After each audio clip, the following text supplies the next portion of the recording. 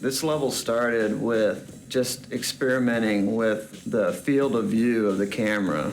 This kind of, it's a lot more extreme and more kind of fish-eyed lens than any other level in the game. And once that was in, it was like, well, this is very much like Vertigo, you know, you get this feeling of vertigo from being high and seeing the ground below you. So that's when I tried to make the design be like this, you know, the sides of the building or a skyscraper as they're going up.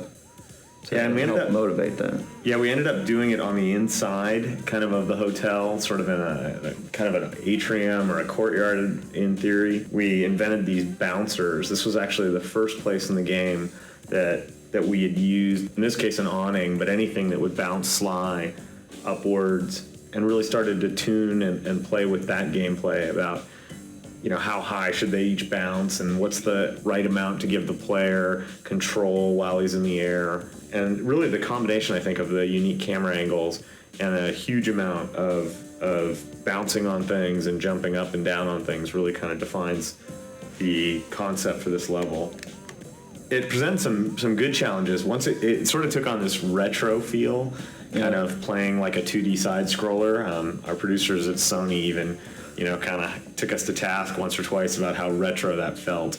But the retro feel also had a big impact on the kinds of NPCs we could use in this level. Oh, definitely. Because you needed an NPC that could work well in a really confined space. And in fact, the original design for the ball and chain NPC had him swinging the ball in the wrong hand for this level, and we had to change him so that he would be comfortable with his right side up against walls.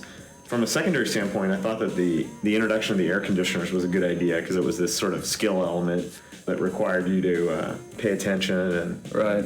It was one of the few really leftover in terms of mechanics from some early designs for the game, where there are these things called break falls, where you would, you know, it was like the air conditioners where each one you hit, it would fall away. So it was very much the environment's kind of getting destroyed and your choices are getting limited as you're going. So you have to do it, you know, pretty much do it right the first time.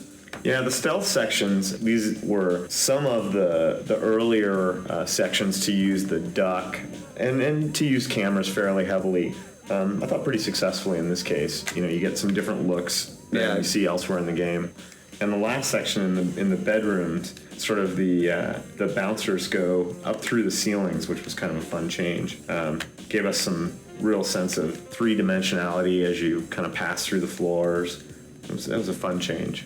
And then the big finish, the precarious big finish, where you have to sneak out onto the sign.